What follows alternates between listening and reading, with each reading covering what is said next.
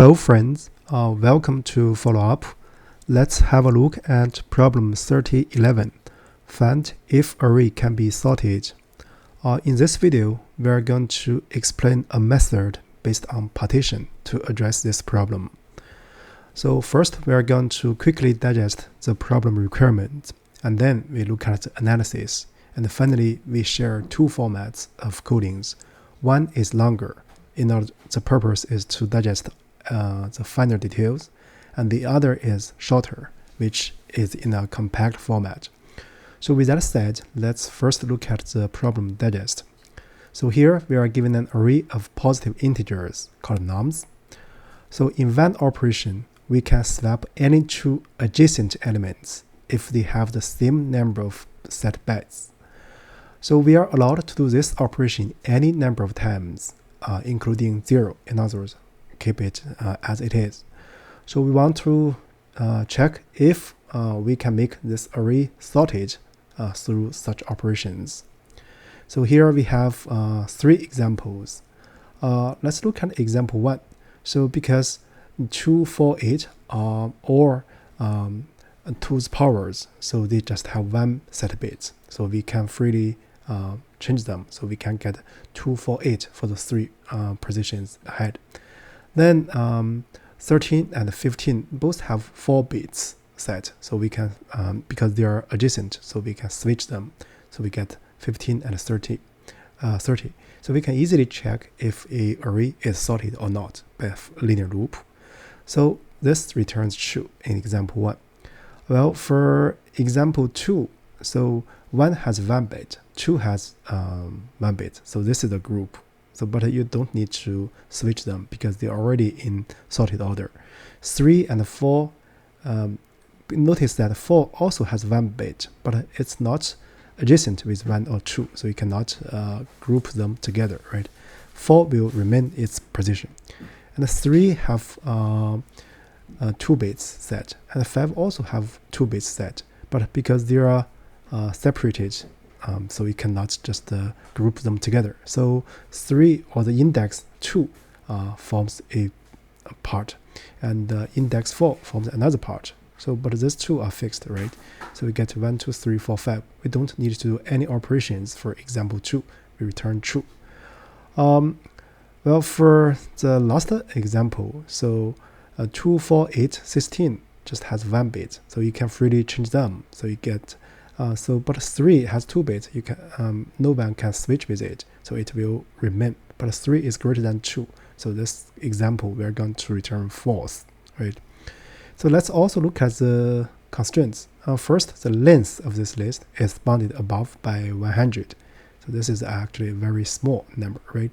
So notice that so nums I is bounded above by 2 to the power 8.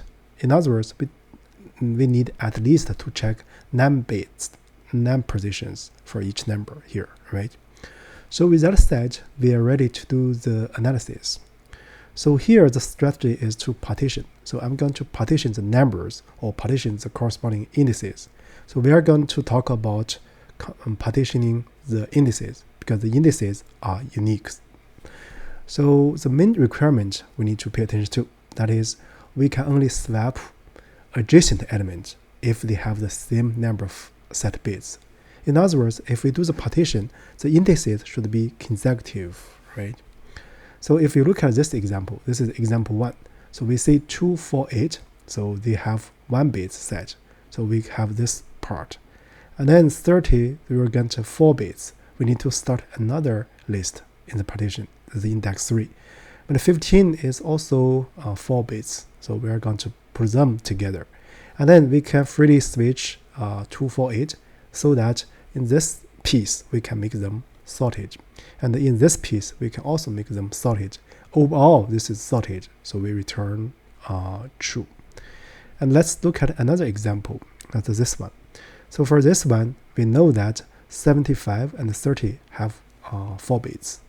But you cannot group 0 and 2, the two indices, as a group in the partition because they are not adjacent. And 34 has different number of bits from 75 or 30. So it's another part or sub list. So we are going to have such thing 0, 1, 2 for the partition. And then because this is not in sorted order, so we return false for this example. So with that said, we are ready to do the coding. So there are two ingredients. First, we need to be able to count the number of set bits for a number. So this can be easily done by calling some built-in function in Python, or we can write some hyperfunction. This is a very simple step. And then we do partition. And then we, this is the key step. Once we can do the partition, we just mix the numbers corresponding to each sublist to be sorted. And then we are going to check if the list overall is sorted. As we mentioned at the very beginning, so we're going to first write a detailed solution, and then we write a compact solution. First, let's avoid to call, let's see, a binary function. Let's see, binary, let's see, some number. You are going to get its binary representation. Then you can count the number of ones. But here, I'm just writing a hyperfunction to do that. So let's see, I call it check bits. So given the number n, let's assume n is non-negative, right? So we want to count the number of ones in the bit or binary representation. So this is a very simple while loop, right? While n is greater than 0, right? So we're going to reset n and r, this def mode, n over 2, right? If r is not 0, so we're going to increment this result by 1. So then finally we just need to return the result. So this result will be check the number of set bits, right? So this result will be the number of set bits in number m. With this function, so we can do the partition. So partition, so I'm going to initialize a empty list. So we need to first start from index 0. So let's include index 0. And the number of bits, n bits, will be check bits. So corresponding to nums 0, right? So as we linearly scan the nums, the remaining part, right? So if we see a number that is the same bits as the previous number, so we are going to append to the last element in the outer list. Otherwise, we are going to create a new sublist and then put that number in. So let's translate this into code. So for I in range, so start from index 1 up to length nums minus 1, right? So now let's check the bits. So let's say temp, check bits. So the current number, nums I, right? So if temp equals the current number of set bits in the last group, then we're going to do partition -1. So last one, append the current index. Otherwise, so we're going to see partition append a new list containing the current index, and then we are going to change the set bits to be temp, right? So after this for loop, we are going to realize a partition, right? So we can check that. So print partition. So this will be for example 1, I guess, or right? So you are going to get 0, 1, 2, and 3, 4.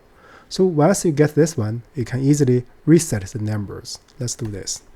So what we are going to do is for p in partition. Notice that p is a sublist corresponding to some indices. Within this block, we can freely change the numbers every pair, right?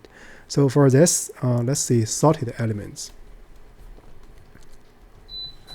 We're going to do this sorted.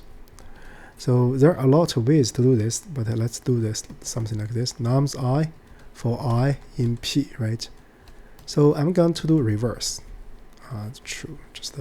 Then we are going to reset, right? For I in p.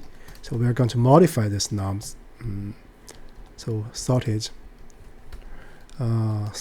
elements. So just pop. So this corresponding to, we first select smaller ones and then larger ones. So once we've done this, so we're going to get a modified nums. Let's check that. You can see in this example, this is already in sorted order. But then what remains is to check if the current state of nums list is in sorted order. So this is just a for loop, right? For I in range, say 1 up to length nums. Then we're going to check if nums I is greater than or equal to nums I minus 1. So we want to check if this is less than nums I minus 1. So we're going to return false. Otherwise, we're going to return true out of this for loop. So here, notice that because we start the index I from 1, so I minus 1 is inbound. This is a valid expression. So now let's do a test. Yeah, it passes one example. Now let's look at the generic case. Yeah, it passes all the cases. So in my first try, I didn't actually pay attention to this adjacent assumption, right? For example, this one, I grouped 75, 30, or the corresponding indices 0 and 2 together. Then we switch them. Then the result will be 30, 34, and 75.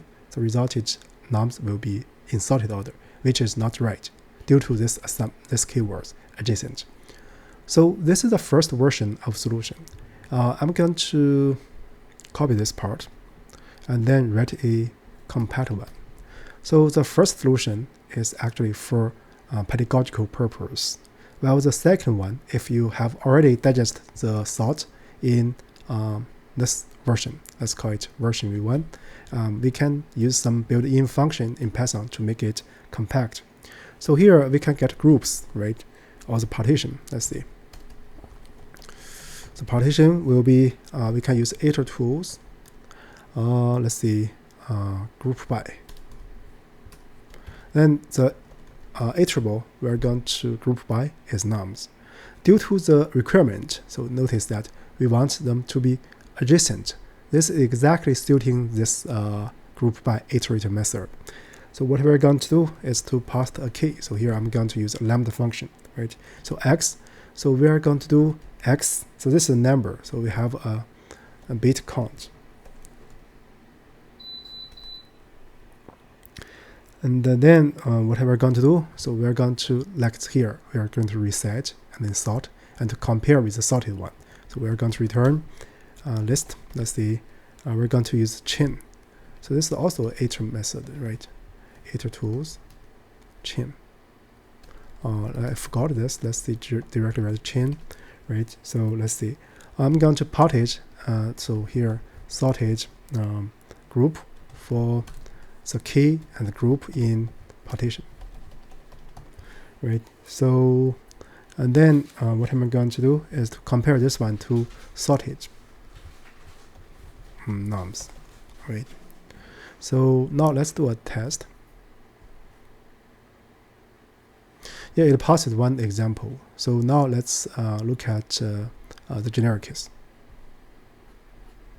Yeah, it passes all the cases. Let me check what's the which library it's. Let's see, iter tools.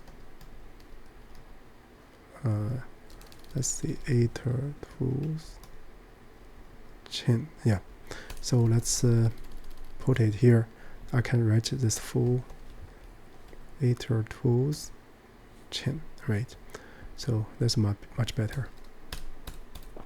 So here we use unpack, right? Because this is a, you can see it's a list. So this list of list, then we pass to this the unpack operator. So now let's do a test. Yeah, it passes all the cases, right? So essentially, this 2 lines of code is form a compact form of the first version of a solution. But I would prefer you digest the first version, right? So with that said, I guess that's it for this this newly appeared problem. Thank you.